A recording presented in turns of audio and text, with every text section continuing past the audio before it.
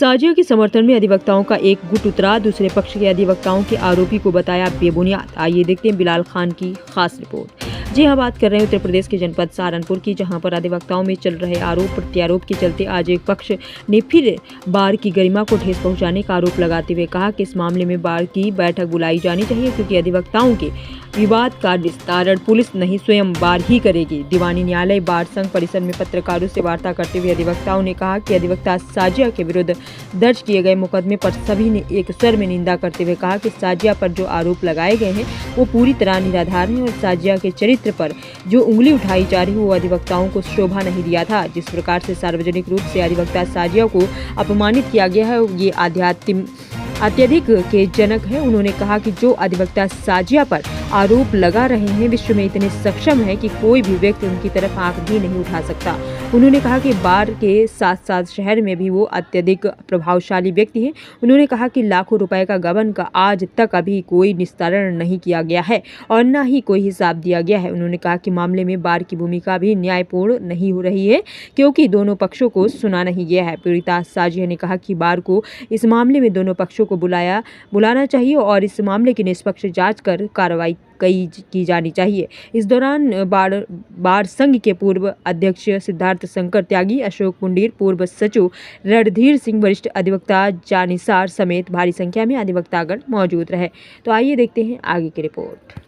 तो आप क्या चाहती है? सबसे मैं न्यायिक कार्रवाई चाहती हूँ। मैंने सबसे पहले अपनी बार को ही कांटेक्ट किया था और सब एडवोकेट ने यहाँ बार में एप्लीकेशन दी थी, पर अध्यक्ष सचिव द्वारा कोई कार्रवाई नहीं की गई और मेरा उत्पीड़न किया गया। दोनों पक्षों को बुला के सुना नहीं गया, ना हाउस की मीटिंग बुलाई गई, जबकि सब एडवोकेट ने सबसे पहला काम ये किया था कि हाउस की मीटिंग बुलाई जाए, सब एडवोकेट के सामने बात रखी जाए और इस मामले को सुलझाया जाए, पर इसे सुलझाया नहीं गया और राजनीतिक मुद्दा बना लिया गया और एक के बाद एक उत्पीड़नात्मक कार्रवाई की जा रही है। जो आप पे आरोप लगे उसमें आप क्या कहना चाहिए? जो दूसरा सारे आरोप झूठे हैं, ये खुद भू माफिया है, ये यहाँ पे आतंक फैलाते हैं। इनकी प्रॉपर्टी इतनी है, अगर उसकी ईडी से जांच करा ली जाए ना, पता चल जाएगा कौन रंगदारी मांगता है और कौन निर्दोष है।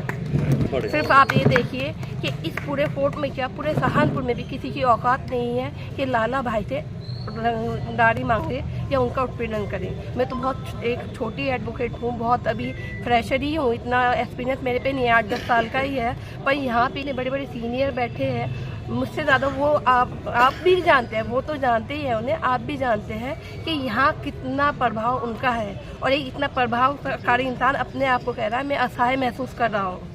तो ये मेरे लिए बहुत शर्म की बात है कि मेरे जो मैं भाई समान मानती हूँ उन्हें और बड़ा भाई मानती हूँ और वो मुझे इस तरह से जलील कर रहा है। मैंने कोई छेड़खानी वाला आदेश नहीं, वो आरोप उन पे नहीं लगाया। आप मेरी एप्लीकेशन देखेंगे जो उन्होंने मेरे साथ किया है, सिर्फ मैंने उतना ही लिखा है। वो बार बार ये कहते हैं छेड़खानी। आप बार बार छेड़खानी को क्यों मुद्दा बना लेते हो?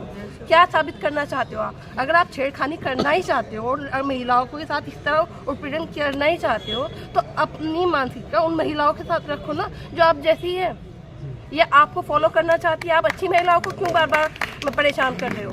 हम यहाँ पे भी कोई भी महिला आए, बहुत मेहनत के साथ यहाँ पे हम वकालत करने के बाद प्रैक्टिस करने के लिए आते हैं और इन लोगों से परेशान होके मैं यहाँ से प्रैक्टिस में से लीगल एडवाइजर के पेज पे जॉब में भी जाने की कोशिश की, पर वहाँ पे भी मुझे नहीं रहने दिया गया, ना यहाँ आने दिया जाता ना वहाँ जाने दिया जाता। मैं कहाँ जाऊँ मुझे ये बता दें। मेरे माँ बाप ने मुझे पढ़ा लिखा के यहाँ भेजा है, मुझे कुछ और करने के लिए नहीं भेजा है। मेरे मम्मी पापा नहीं है और मैं बहुत मेहनत के साथ यहाँ। मैं सिद्धार्थ शंकर त्यागी, एडवोकेट, पूर्व अध्यक्ष सहारनपुर अधिवक्ता एसोसिएशन। कुछ मसला हमारे बार के सदस्यों से संबंधित एक प्रकरण चल रहा है जो बड़ा ही दुर्भाग्यपूर्ण है और इसे इस तरह से पेश किया जा रहा है जैसे हमारे कोई साथी अधिवक्ता हैं उन्होंने बहुत बड़ा अपराध कर दिया हो, जबकि उसके पीछे जिस तरह से प्रस्तुत किया जा रहा है वो सब झूठ का पुलिंदा है, उसमें कोई सच्चाई नहीं है। आज प्रेस कॉन्फ्रेंस इसलिए आप लोगों को संज्ञान में लाना जरूरी था, हुआ ये कि इस नाजिया लड़की के खिलाफ अधिवक्ता के जो यहाँ विशेष आमंत्रित सदस्य के रूप में एडवोकेसी के रूप में पंजीकृत है और बार की मेंबर है, वो बात अलग है, साधारण सभा की मेंबर नहीं है। उसे कहा जा रहा कि वो मेंबर नहीं है। वो यहाँ से जा रही थी, जाते हुए इनके 8-9 आदमियों का एक ग्रुप था वो वहाँ पहले से इधर से जाता वहाँ रुका, उन्होंने इस पर कमेंट पास किया, लड़की रुकी और रहने के बाद उन्होंने कहा कि आप मुझे इस तरह सार्वजनिक रूप से नहीं कर सकते, और उस बात को तूल देते हुए उन्होंने कहा कि मेरे से 5 लाख रुपए की रंगदारी हुई। बड़ी दुर्भाग्यपूर्ण बात, ऐसा एक वरिष्ठ सदस्य को नहीं करना चाहिए था। इसके पीछे का कारण क्या है मैं आपको ये स्पष्ट करना चाहता हूँ। हुआ ये कि 27 सितंबर को इस अधिवक्ता ने अपने खिलाफ डीसी के जो इसके गलत तरीके से दी गई थी उसका जवाब देने के लिए वहाँ गई इलाहाबाद, और वहाँ पर जब इसने सारा प्रकरण रखा तो वहाँ के जो मेंबरान थे उन्होंने कहा कि भाई ये तो दूसरा मैटर है, आप इनके खिलाफ क्यों डीसी नहीं करते। उस डीसी को ये इसने वहाँ पर प्रस्तुत किया, और डीसी का जो मेन कारण था वो ये था कि हमारा जो यहाँ का वातावरण है वो जुडिशियल सिस्टम को आतंकित करके जुडिशियल सिस्टम को प्रभावित किया जा रहा है किन लोगों के द्वारा। उनके नाम से, अपने नाम से ग्रुप चलाया जाता है, उसमें नए नए साथी अधिवक्ताओं का उन्हें डरा धमका करके प्रलोभन के आधार पे अपने अस्तित्व का कायम करने के लिए जुडिशियल सिस्टम को पंगु इन लोगों ने बना दिया है। वो सारी बातें उसमें लिखी हुई थी, और उसके संदर्भ में एक जो महत्वपूर्ण बात है जो मैं आप लोगों के संज्ञान में लाना चाहता हूँ, हुआ ये कि यहाँ पर 16 से लेकर के 19 तक इन लोगों ने इन महाशय की सरपरस्ती में एक पैरेलल कूपन छपवाए जो एक मूल्यवान प्रतिभूति की श्रेणी में आती है, और उन्हें उन कूपन को 100 रुपये प्रति दस्तावेज के हिसाब से रजिस्ट्री जब यही थी हमारी बार में, इधर इसी प्रांगण में सिविल में, उन पर उन कूपन को लगाया जाता था, उनसे अवैध धन की वसूली की जाती थी बार के नाम पर, और उस 50-60 लाख रुपए को अपने इन्होंने गबन किया जिसका कोई हिसाब नहीं दिया। ये मामला अब तक दबता चला रहा था। इस संबंध में हमारे वालिया जी ने, जो हमारे मेंबर थे, उन्होंने सुप्रीम कोर्ट में भी कहा, और उनके प्रतिवेदन पर तत्कालीन डीएम साहब ने उसकी इंक्वायरी सेटअप कराई, और उसमें वो सही पाया गया, और ये पाया गया कि रजिस्ट्रार सोसाइटी जो है इस गबन के बारे में जो उन्होंने किया है इसमें कार्रवाई करे, लेकिन उन्होंने दबाव दे करके उसे मामले को दबवा दिया। वे कूपन भी हमारे पास में है, हर दस्तावेज पर जो उनके वो लगे हुए हैं वो भी इनके पास में है, और हमारे इस परिसर में कभी इन्होंने आर्थिक मैटर पे कोई जो है मीटिंग नहीं है बुलाते हैं, जबकि प्राविधान ये है कि 10,000 से ऊपर का यदि कोई खर्च आप करते हैं तो हाउस की मीटिंग से आपको प्रस्ताव पास कराना जरूरी है, जबकि हर वकालतनामे पर 200 रुपये लिए जाते हैं। 200 के परिप्रेक्ष्य में जब आप यहाँ ये कल्पना कीजिए कि 1700 अधिवक्ता है, कितना पैसा आता होगा, किस तरह से बंदर बांट करते हैं, कभी बार कोई विश्वास में नहीं लिया जाता। इस लड़की ने हिम्मत करके इनके खिलाफ एक जो है डीसी लॉन्च की, और उस डीसी में जब इन्हें लग गया कि इनके लाइसेंस कैंसिल हो गए, इन्होंने एक दिन पहले यहाँ पर वो आए हमारे, कहने तुम्हारे खिलाफ इस तरह का मामला है, इन्होंने टारगेटिवली इस लड़की को रोका, और रोकने के बाद में षड्यंत्र के अधीन ये मुकदमा कायम करा। हम इसकी कंडेम करते हैं, और ये अपेक्षा करते हैं प्रशासन से कि इस आतंकवादी जो यहाँ साम्राज्य स्थापित हो रहा है किसी विशेष व्यक्ति के द्वारा, उसे समाप्त किया जाए, और इसके बारे में जो है हम लड़ाई अंत तक लड़ेंगे। इसलिए हमने आप लोगों को आमंत्रित किया है। इनका कोई रजिस्ट्रेशन नहीं है, फर्जी बनाया है। इनका रजिस्ट्रेशन है, मैं कागजात आपको दिखा देता हूँ। 10 अक्टूबर इनका 24 तक का रजिस्ट्रेशन जमा है। हमारे यहाँ 2 तरह के वो हैं सदस्य, एक साधारण सदस्य और एक विशेष। विशेष ये है कि यदि कोई और आदमी भी कहीं वो कर रहा है, किसी सेवाएं दे रहा है, तो उसे विशेष आमंत्रित सदस्य होगा, साधारण सभा को वोट देने का अधिकार होगा। और दूसरी जो लड़की है उसकी बहन, वो तो एडवोकेट है, उसे कैसे कह रहे हैं अधिवक्ता नहीं है? क्यों इन्होंने एप्लीकेशन यहाँ नहीं दी बार में, यदि इनके साथ में इस तरह की बात हुई थी? दूसरी बात यह है, इस लड़की ने तभी एप्लीकेशन बार में भी दी, सुप्रीम कोर्ट में भी दी, बार काउंसिल को भी दी, और पोर्टल पे भी डाली। और जब इन्हें पता लग गया तो उन्होंने षड्यंत्र रच करके बार का गलत इस्तेमाल करते हुए इसका अध्यक्ष और सेक्रेटरी का वहां पर जाकर के दबाव देकर के झूठा मुकदमा बनाने का काम किया है। इसकी हम घोर निंदा करते हैं, और इन्होंने आज तक कोई मीटिंग नहीं बुलाई है। मीटिंग इसलिए नहीं बुलाते कि ये दुरुपयोग करते हैं सारे वातावरण का। 5 लाख की रिश्वत मांगी गई है उनके पास। 5 लाख की रिश्वत का कोई प्रकरण नहीं है। जो आदमी किंग ऑफ किंग लिखता है, आप उसमें देख लीजिए, जिसके नाम से यहाँ कांपती है रूह, जुडिशियल ऑफिसर्स कांपते हैं, उसे 5 लाख रुपए कोई रंगदारी वसूल करेगा। एक दुकानदार को ब्लैकमेल करके अब उस दुकानदार की बात सुनिए। उस दुकानदार के प्रकरण में इसी जो हमारे अध्यक्ष हैं फिलहाल राजीव गुप्ता जी, ये तब तत्कालीन सेक्रेटरी थे, वो हम आपको डॉक्यूमेंट दे रहे हैं। इन्होंने ये कहा कि इस लड़की के साथ में नाजायज हुआ, इसकी पगड़ी इन्होंने कर ली और उन्होंने मुकदमा कायम करा इनके खिलाफ है। वो प्रस्ताव में दे रहा हूं अभी आपको। ये गलत तरीके से आपको वो किया गया। 5 लाख रुपए इन्होंने पगड़ी में दे रखे थे, इन्होंने काउंटर मुकदमा कायम करा करके 4 लाख रुपए लिखा हुआ उसमें पगड़ी के रूप में इसे वापिस किए जाते हैं और समझौता किया जाता है। समझौते में बयान पलटने पड़ते हैं। इसका मतलब ये नहीं कि आप उसका दुरुपयोग करेंगे, इसका मतलब नहीं आप डराए धमकाएंगे।